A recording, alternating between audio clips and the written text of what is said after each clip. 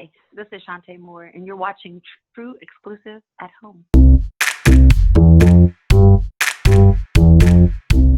I've been waiting all my life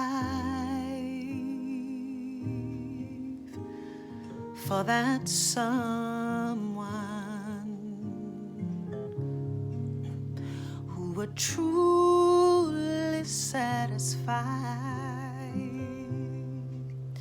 I thought that if he came, he would make everything alright.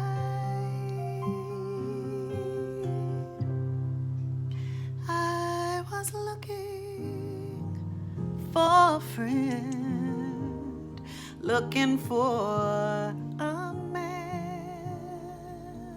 I was longing for flesh and bone. Suddenly one moment I knew. I had a really great childhood. I really did. My parents both were very loving and funny and great to be around. My dad is still a preacher. He's an evangelist, though, so we traveled a lot. My sister and I grew up with one brother, one sister, the three of us. And my father was married before and had children. So was a total of 9 of us. Now there's only 8. My brother passed on, the one who I grew up with. But we had fun. We had fun. There were, of course, hard times that came and went, but it was I have a very musical family. We grew up listening to music all the time. I danced, sang, and acted out songs all day long. My father would come into the kitchen while my mother was cooking and start banging on pots, and we'd start making music where she had a pot over here and I had a drum over there, or, the basin of something over there, and I had a plate, and we'd have a fork and just kick. I mean, we would just start making music. It was so much fun. So much fun. And that's where the beginning of my love for music began. When I think of home, I think of a place where there's love overflowing. I wish I was home. I wish I was back there with the things I've been knowing. Wind that makes the small trees bend into leaning. Suddenly the snowflakes that fall have meaning. Sprinkling the sea makes it all clean. I can very clearly say that honestly say that I was the least talented in my family. They would tell me to shut up, actually, and they would go, "Oh God, Chante, please, go somewhere and sing." God, it's a good thing you're cute, because singer you ain't. I would just be like, I don't care. And I would go in my room and turn the music up and continue to sing because it was what I loved. So at 16, this lady asked me to be Dorothy in The Wiz in this college production. And I thought, oh, no. You have the wrong sister. I'm Chante. My sister's Latan. She's the one who sings. And she said, no. I know who I'm asking. I was like, you sure it's me? Me? She's like, I'm very daring. I'm really, I'm daring. I like taking chances at times, and I like a challenge. And she said that, and I was like, okay, sure. And so I learned lines, I learned songs, and by the production and the very first day of actually performing this live, I remember singing home at the end of the production, and I looked out, and I wish I was home. And then they applauded. Woo, I got bit with the bug. I remember that very moment. That very moment, it was like a little snapshot. I got bit with the bug. So I knew then, I didn't care what anybody else said. This is what I want to do for always. I loved it, and I got applause. What? My first time falling in love, I was 14 years old, and I had the hugest crush on someone who was older than me, and I shouldn't have been allowed to love them like I wanted to love them. They should have been like, you little cutie patootie. But I was head over heels in love. He was 21 before I turned 15. It misshaped me. It didn't shape me. He began to be a man. While I was still a little girl, I was very mature, but I was a little girl. So there were things that he wanted to do and places he wanted to go. Like I couldn't even get into an R-rated movie because people asked me, how old are you? Because I didn't have an idea. And I was like, 14. Shoot. He was like, oh. And I was like, I didn't even know how to lie. It was just bananas. But it put me in a place where I realized, well, no, I felt like I wasn't enough. But I wasn't supposed to be enough for a 21-year-old man. I was enough for a 15-year-old boy because I was a smart girl. But it gave me an insecurity and another insecurity and then another insecurity. And then he was a particular kind of person who needed to be dating a woman. Because every time it was anything that was said, it's like, when you grow up, you're going to be blah. I'm like, when am I ever going to grow up then? So the insecurities just kept piling up, and it took me a long time to get it. Those are not my insecurities. Those were his. So I had to open my little fingers and let him go because I'm more than enough woman now. I just wasn't more than enough woman at 15. I'm sorry that your man ain't home. I'm sorry that yours left you alone.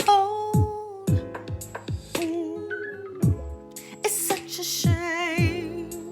Your man is playing games. And I heard you say that men are all the same. No, no, no. I was unhappily married at one point, and I lost my joy. I lost my smile. I couldn't find the joy that I had. My sister talked to me one day, and because I don't think I realized I was where I was, that I was depressed. And my sister looked at me. My sister's 3.5 years older than me, 4 almost. And she said, baby, I've known you all of your life. And at that time, I was already over 35. She said, I have watched you since the moment you were born, and you are not who you were. We've got to fix it. We've got to go and get someone to help you. I was like, now I know I'm bad, but I'm such a bubbly person, and I feel like, I'm like, oh, no, I'm good, everything's fine. I'm being a parent, I'm going to work, I'm doing everything I'm supposed to be doing. What do you mean? I don't look like my regular self. All right, excuse me. She said, you can put on that smile if you want to. She said, but there's a light in your eyes that I know, that I'm familiar with, and it's not there. Yeah, that stopped me in my tracks. So, yes, I still was in denial, but I listened to my sister and a friend or two, because there were a couple of them that were like, and she's right. Because I was like, can you believe my sister said? They were like, yes, we believe. It's unbelievable the first time it did happen. And that was the first time it happened. And I did it on a mild antidepressant. I was on Zoloft. And then he was like, well, you'll feel better after time. I went to the doctor, and I was telling him my friends said and my sister said, but I don't think I am. So I'm just telling you I'm not. And he was like, okay. He started asking me the questions, do you this? And how do you feel about that? And I was like, yeah, no, yeah, no. So by the end, I was completely crying. I had lost it. And he was like, yeah. So here's the prescription because you need some help, honey. And it's okay. And I think that's what I needed to hear, is that it was going to be okay, that it was at the end of everything that was me, and I wasn't going to be a zombie. I was like, I don't want anything that's going to change me into some fake happy person or person that's trying to pretend to be happy or at peace. I don't want that, and at the time I definitely was, living in my life as a Christian. I wasn't out doing anything crazy. I wasn't doing anything else that would have been destroying or tearing down my personhood at all. And so I didn't understand why I couldn't just pull right through. Jesus is here. Why can't, let's just pray. Well, I was doing the praying, and it's still I had to deal with my mental depletion at the time. My heart was broken, and I couldn't shake it off. But eventually I did. I got better. I got stronger and clearer, and I learned a lot of lessons. Now, what I will say is that it happened again. I was not living the life that I was supposed to live. I walked away from the Lord, and I was doing what I wanted to do. And I realized I had been married consecutively for almost 20 years. I'm the kind of girl you marry, just in case y'all, like some men are like, oh, something must be wrong with you. Nothing's wrong with me. That's why men keep marrying me, because I am the kind of girl you marry. I'm the kind of love to love. I love to do. I love to cook and make sure my man is catered to. That's why Chante had a man at home. Yeah. So anyway, said that to say, at that moment in my life 3 years ago, I decided, you know what, I've been somebody's girlfriend, somebody's wife for too long. I'm gonna just go and do what the single man do. What? So I started doing whatever I wanted to do, and I lost myself in there. Once you're a Christian for real and you love the Lord and you know who you are in God, you can't do what everybody else does. There is wisdom and knowledge of who God is when you really do, when he really does reveal himself to you. And I lost sight of all of that at the same time.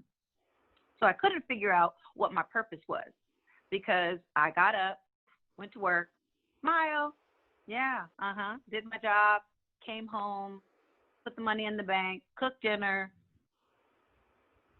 got in bed, and did it all again when I woke up the next day. Buy the kids some shoes and then get up and go back to work, get on that plane, get there, smile, put on the makeup, the glitter and whatever, and then come back home, put the money in the bank, go to sleep, cook, whatever it is, and get back up and do the same thing. I was like, this is it. This is life. This is not purposeful life. This is just living. This is it. And it started making me implode. I started feeling like, well, if this is all it is, then Lord, take me out of here, because my kids are big enough. They'll live. No man is worth living through this, and nobody's treating me badly, but I didn't want to be here. So there was no point to the living. And my son was going through something, and he was feeling really bad. His girlfriend and he had broken up, and he looked like I felt. And I was like, baby, you need to get it together, and you need to press, and you need to try, and you need to do this, and you need to go to therapy, and you need to and we're going to fight for your heart, because your heart is what we're talking about right now. And no. Great pep talk as a mom. And I walked out of his room, and it was like, you're a hypocrite.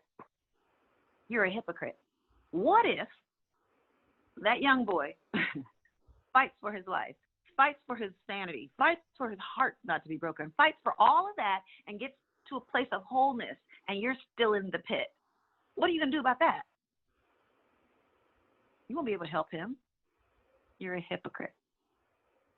Yeah. So after that spanking, I decided to go to therapy. I really wasn't one who believed in therapy, but I had a friend who suggested that I go to someone she knew, and it was great.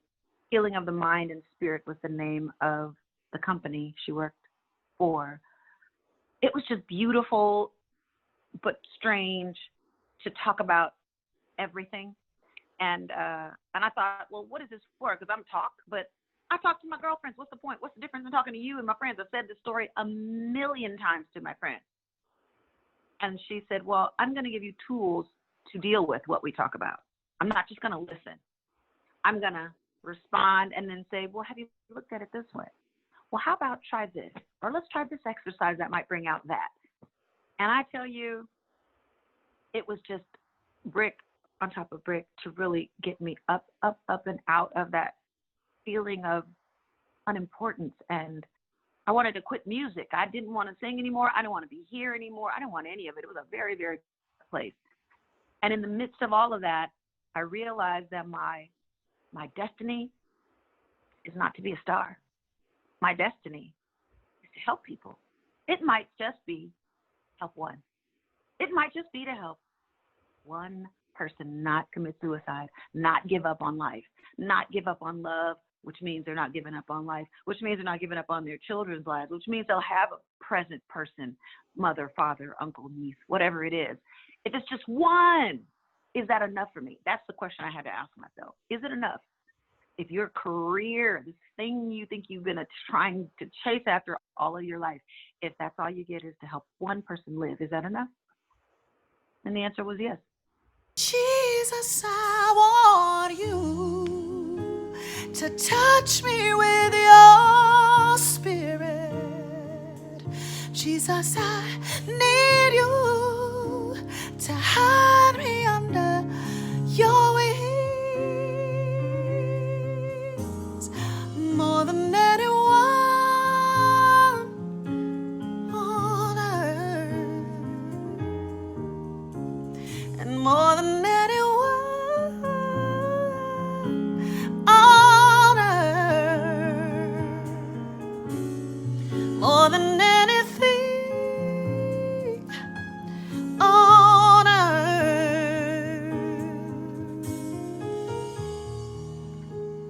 Jesus, I want you. I had to reevaluate me and my sense of who I am really. Am I just a singer? Am I just a lyricist? Am I just an entertainer? Am I just the monkey, the clown? Am I just the one who goes out and, is that it? No. I'm much more than that. Am I a Grammy that sits there or not? Does that make me a better me because of an award that sits gaining dust over somewhere?